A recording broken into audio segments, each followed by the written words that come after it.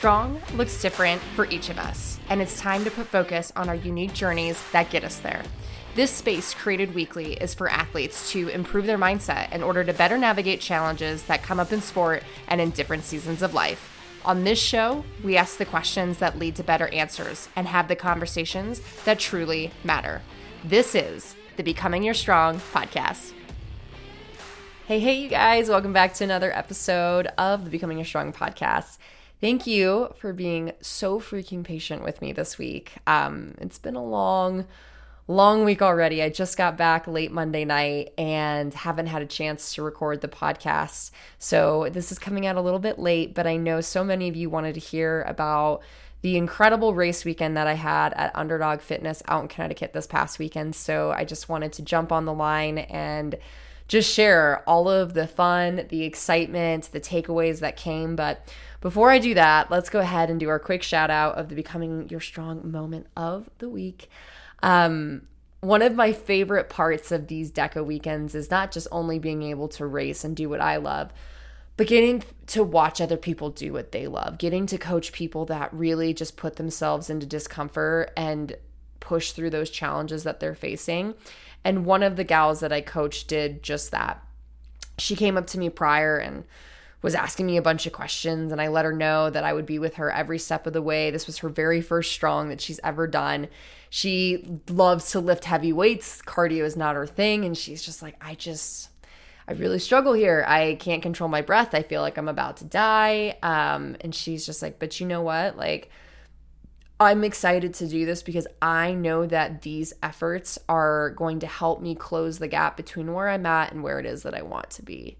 And I just give her so much kudos for that because it is so hard to lean into discomfort, to lean into the things that you're not good at, to take your weaknesses and try to make them a strength over time. Being strong for yourself and becoming the strongest version of yourself is all about showing up for the things that you really don't want to freaking do. It's about leaning into that discomfort and just having that willingness to learn no matter the outcome, to be coachable. And that's exactly what she was. I coached her throughout the entire thing, gave her cues, and she was so grateful for it. But I was grateful for her for listening, right?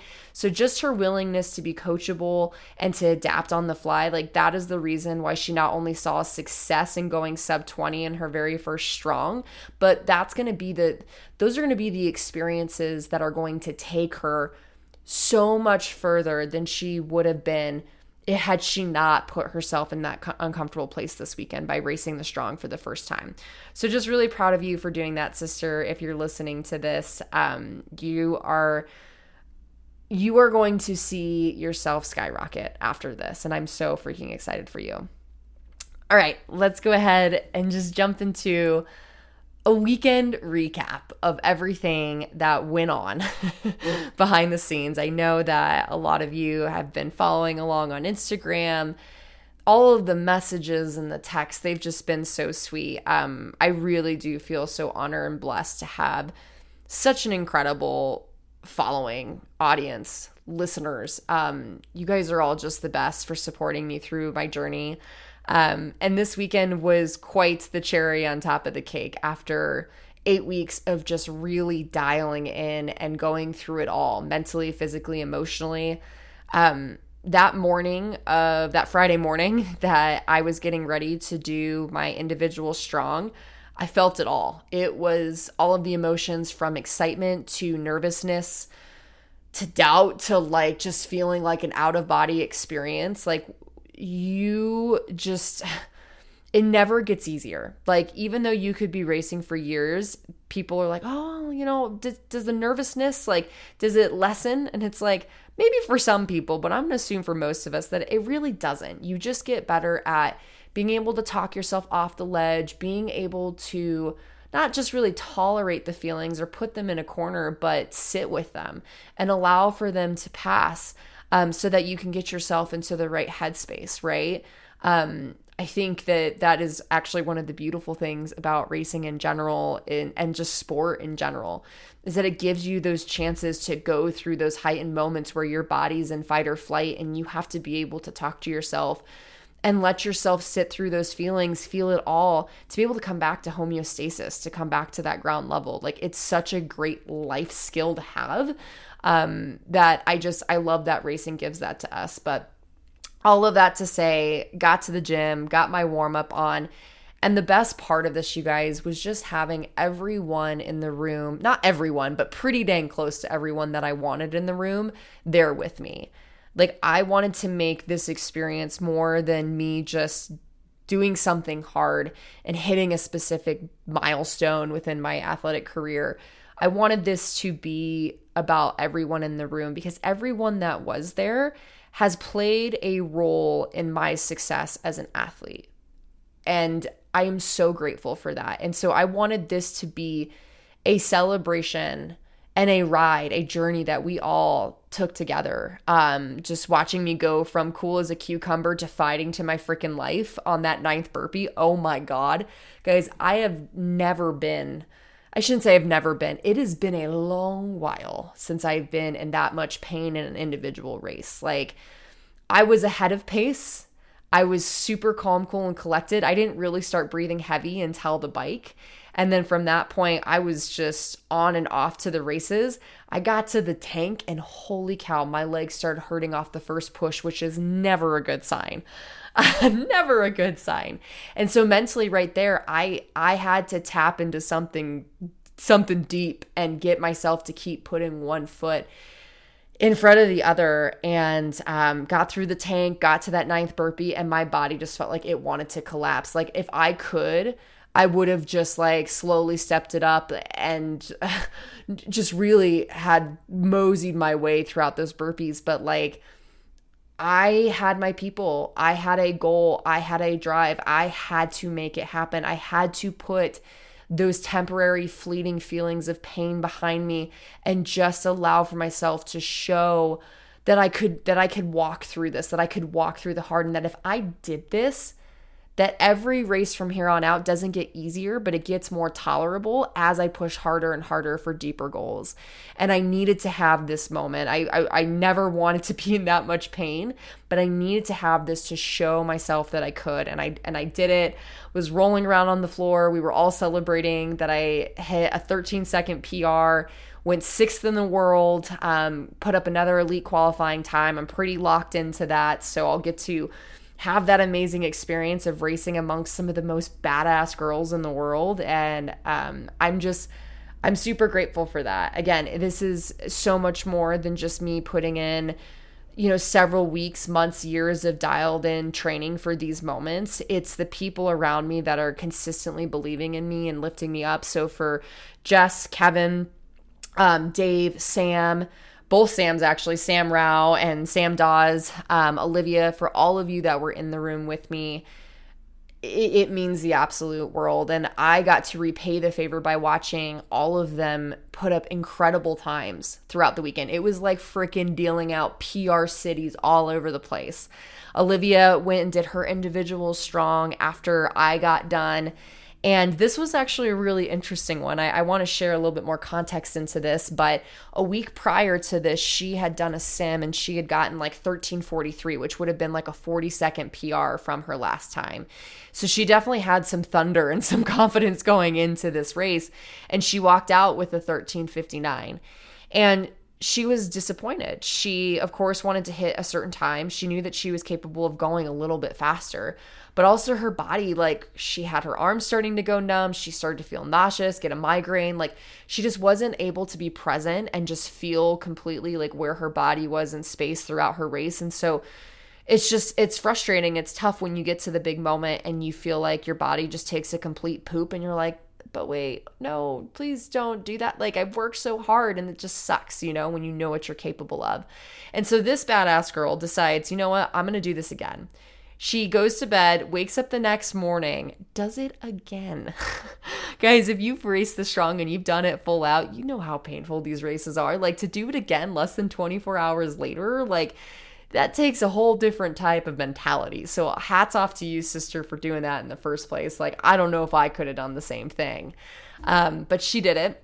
And fortunately, she didn't get a faster time, but she was present.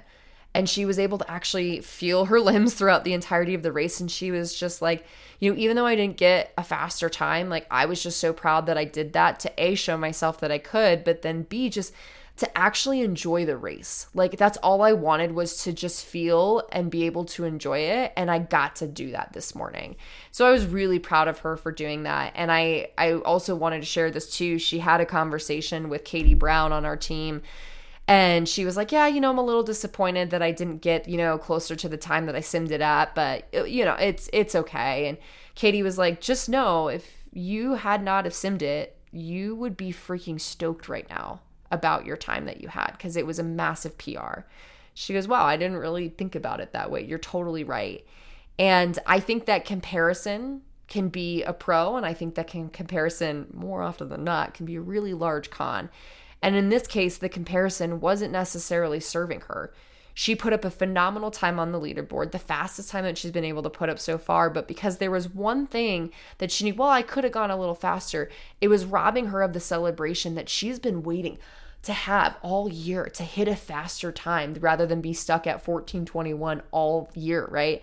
And so Katie's like, don't rob yourself of that because you did some silly dinky sim, right? Like, enjoy this, like you did it. And she's like, freaking right, I did. And so Katie, thank you so much for saying that to her. Like, that's so well said. So got to watch and support Olivia through her big moment. Also got to watch her and Kevin race, and they put up a sub-9 time in the DECA Strong teams. That always just like makes my heart so happy. Like when you get to see someone that you mentor and then watch the person that's mentored you the last year race together, like it just hits differently. It's just a different sort of love. And I just was so excited. And then the next morning was time for me and Kevin to put up a qualifying time for the DECA Mile teams. I woke up that morning not feeling terrible, but definitely not feeling great. Like I hadn't really gotten a ton of sleep. We had switched time zones. We've been staying up late because of all of the, like the excitement of us being in town and people wanting to hang out with us. So we've had later nights and blah, blah, blah, right? And so I could feel myself starting to get a little sick and feeling a little run down. And I was warming up and I was like, I don't feel good. Like I definitely don't feel like I'm going to be able to pull out what I wish that I can pull out in this moment, but I'm going to do the best with what I got. And I'm going to pace this first half with Kevin. And then I'm going to give everything that I have on this back half. And we were able, with a difference in the tank settings this year. Last year, we put up a 1432. And that was with us being able to change the tank settings from a 7 to an 8. This year, it's nope, everyone has to do it on an 8 for the co-ed. You can't change it back and forth. With that difference, and that being a pretty significant difference, because that 8 at that time in the race can get pretty damn heavy for some of us women. To have that be a change, to not be feeling my greatest and firing on all cylinders, to have put up a time that was only 4 seconds slower, I felt really good about that, like from our best time. So that was really cool to yet again prove to myself that like, you're never going to feel your best. Like this is such a huge thing, you guys. Like during World Championships, I felt like ass almost the entire Sunday and I didn't feel like doing anything. But I got up and I did it really well.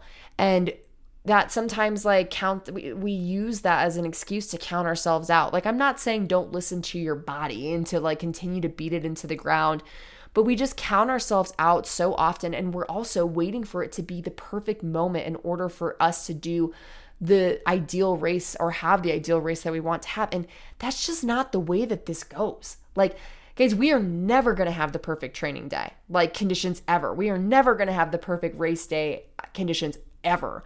So why are we waiting for it? And why are we allowing for those things that are so temporary to like, I showed up a little late, I didn't get in the full warm up, I'm not feeling as well, blah, blah, blah, blah. Like you fill in the blank.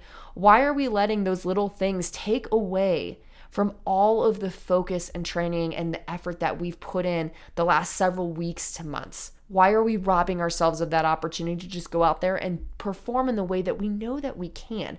But because one thing is off, nope, it's not going to happen. And therefore, I'm completely in the wrong headspace. This is all about adapting and adjusting, my friend. And in that moment, I had to do that. And it turned out really well for me still. And so it was just another moment to practice what I'm preaching. So that felt really good. Later that day, Dave and I got to do a decamile race. Or was that day? Oh gosh, I'm like getting... Yeah, I think Dave and I did the decamile. No, that was Saturday. Dave and I raced on Sunday. What else did I do on Saturday? Oh my God. How can I forget about this? You guys are laughing. Olivia and I, holy bananas, guys. Olivia and I just not only set a new world record, but we have had our eye on being one of the first women team to go sub 10 minutes in the strong teams. And we did it. And I remember the moment that we had before we let off. And it was just no expectations, no pressure.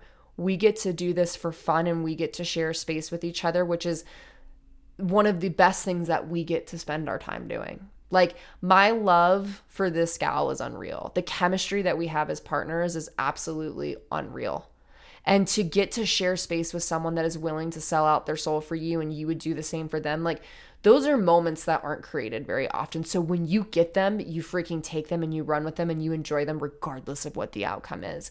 And because we were in such a good headspace and we were just so connected and communicative and just trusting within each other that we had each other's back, magic happened. And we were able to pull off a 9:52, and it was so cool. And here's the coolest thing that came after that is, like, while we were really excited about it, one of the first conversations that we had is we were asking for feedback. How can we get even cleaner on our reps? How can we make things even tighter? Like, literally looking to learn to become better so that when it comes to world championships, we don't lose based off of a no rep. Like, that's the last thing we want. Like, we're firing all cylinders and we have some big goals to stand on the top of the podium this year because we know that we can. And we want to learn as much as we possibly can so that that can be a reality for us, right? So that was just really cool to just, again, get to share space with someone that you absolutely love and adore and to just sell out for each other and watch it pay off in such incredible ways. And then Sunday, oh my gosh, it just continues to get like better and better and better. Kevin and I did a strong teams together, and we just talked about doing it for fun because Kevin wanted to snake up all of the top 10 times on the strong teams. Because that's just Kevin, and that's what Kevin likes to do, just Kevin things. But I love racing with my coach. He's absolutely so much fun to race with. It's so awesome to go fast with him.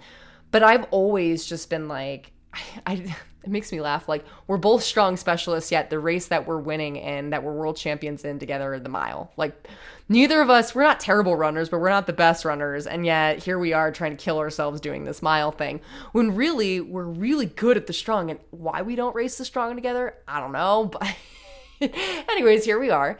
And we put up the fastest time of the year. And for me, it wasn't even like the fact that we went sub 9, we put up the fastest time on the leaderboard. Like, again, this just similar things with Olivia. Like, Kevin is one of those people where I will lay my life out on the line for, because he's done so much for me. And like, we just have such a strong relationship and friendship.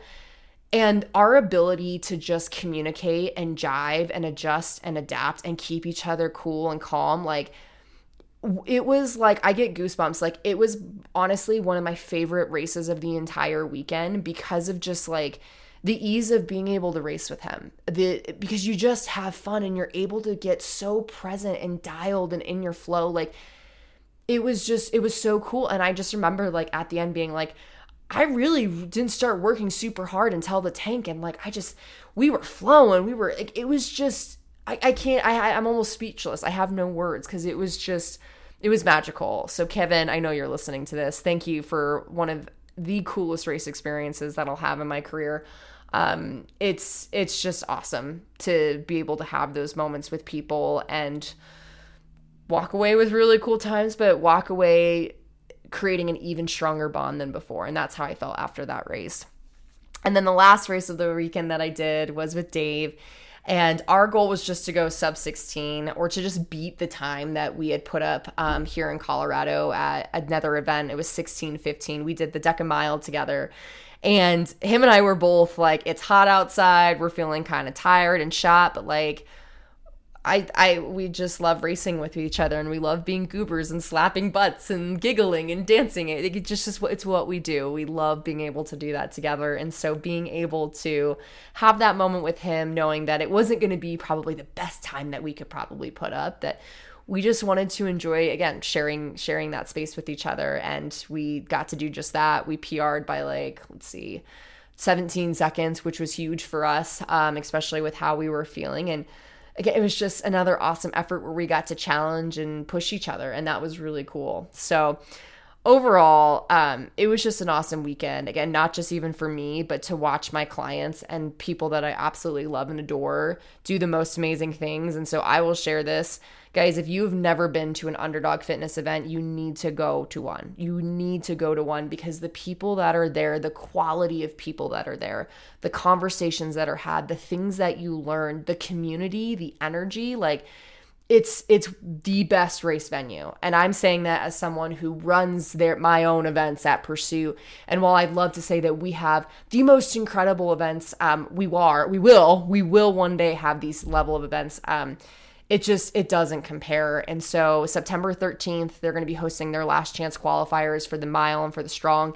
Get your ass there, get yourself a fast time. If you're really looking to make it to world championships, I promise you, it's going to be so worth it.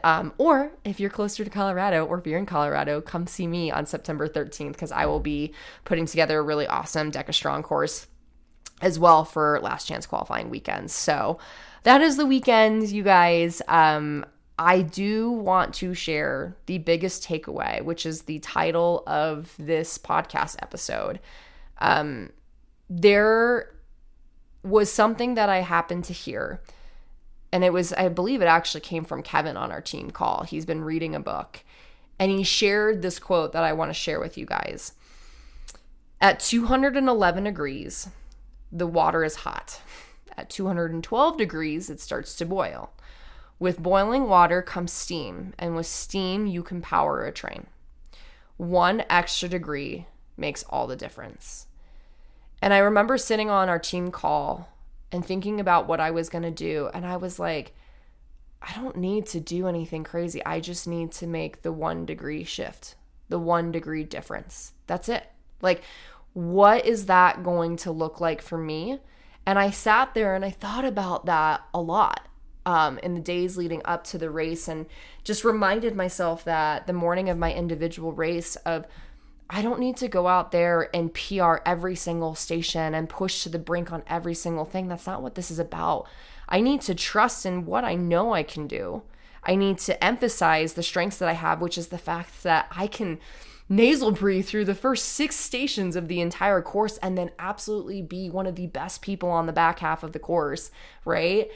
And I just need to focus on this specific area, this 1 or 2 things. And that's going to be my 1 degree shift. And that's what's going to get me to where it is that I need to be. It's not rocket science. And just if you guys are curious of what those degrees of shifting were for me, what my 1 degree shift was, so I wanted to close my eyes on the ski erg, because I freaked myself out on the ski erg so much.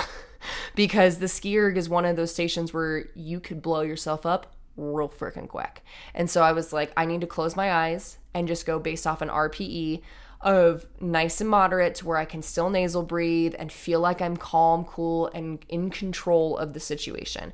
Not even look, and Jess was so kind at shouting out the numbers at me of where I was at, but I just closed my eyes close to the entire time. And I let my body do the work, because it's done it 1,000 times.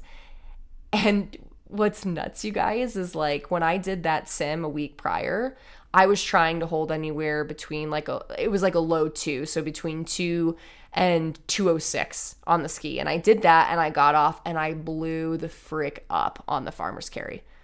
I closed my eyes, and I did it in 2 minutes and 6 seconds. And I got off the farmer's like a freaking champ.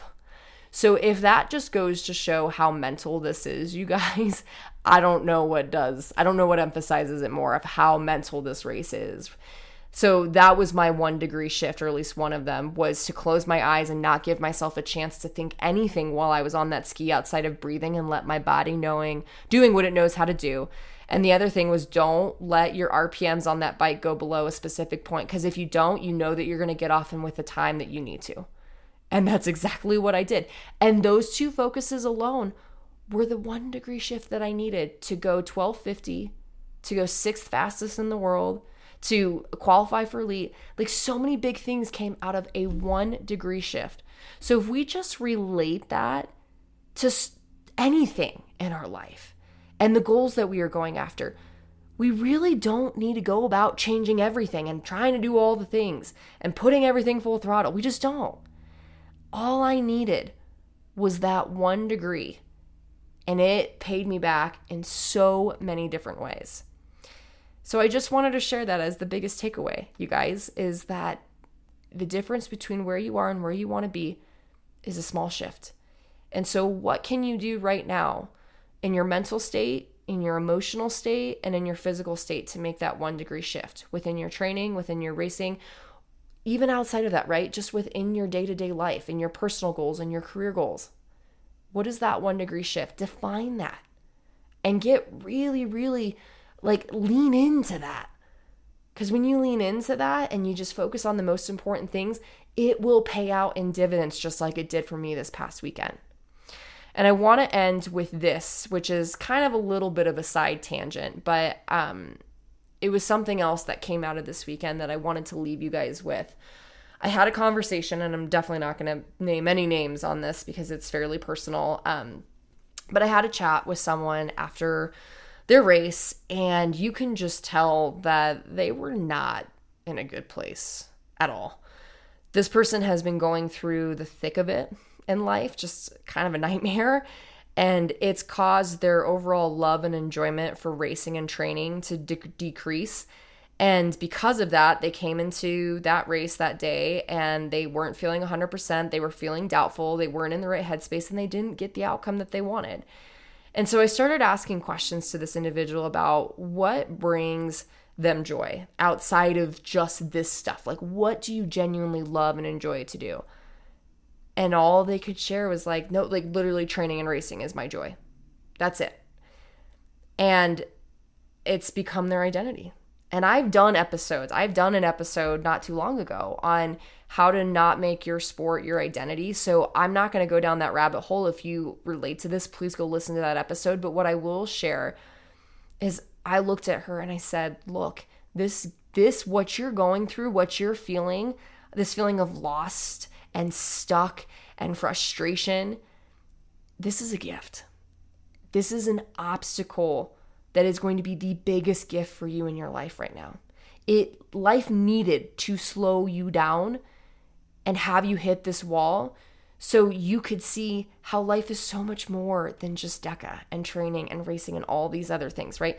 That in order to find that love and enjoyment in this space again, you need to fill your cup in ways that you didn't know that they could be filled, and really start to add color to your life. Guys, never forget that your biggest setbacks will become your greatest gifts if you allow them to be. So lean into them and let them take you to extraordinary places. Thank you guys so much for showing up for you today and for hanging through one of the longer podcasts. I produced these in a long while. It was such a fun weekend, and I appreciate, again, all of the support and love for you guys. I'm excited because I already know what I'm talking about next weekend. So you need to make sure that you show up on Tuesday because I've got a great episode for you guys. Until then, have a great week, and I'll see you then.